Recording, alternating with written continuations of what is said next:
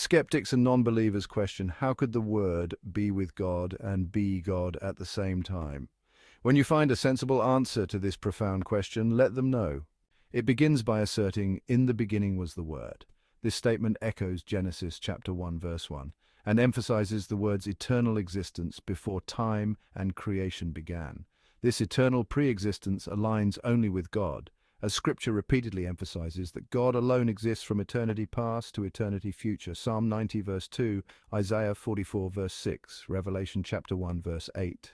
The phrase "and the Word was with God" denotes a personal relationship within the Godhead. It signifies an intimate communion and fellowship between the Word, Jesus Christ, and God the Father.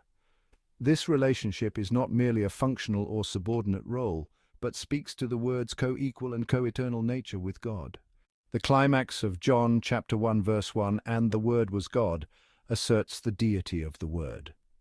The Greek construction here, theos eno logos, affirms that the Word possesses the essential nature and attributes of God himself. This statement is categorical and definitive, proclaiming that Jesus is God in essence and substance, not a created being or a lesser deity.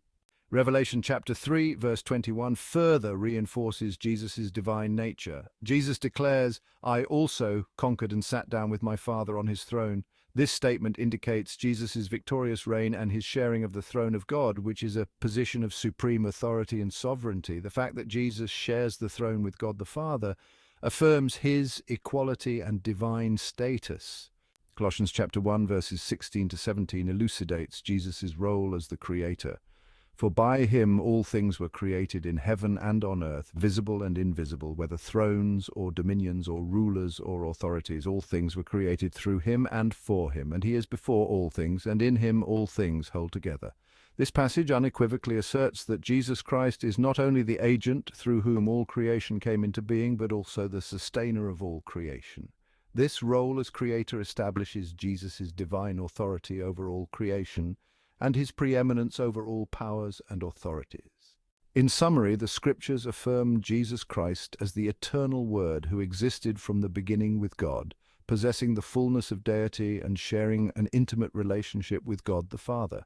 His role as Creator and his rightful place on the throne of God attest to his divine nature, demonstrating that Jesus is indeed God incarnate, the second person of the triune Godhead.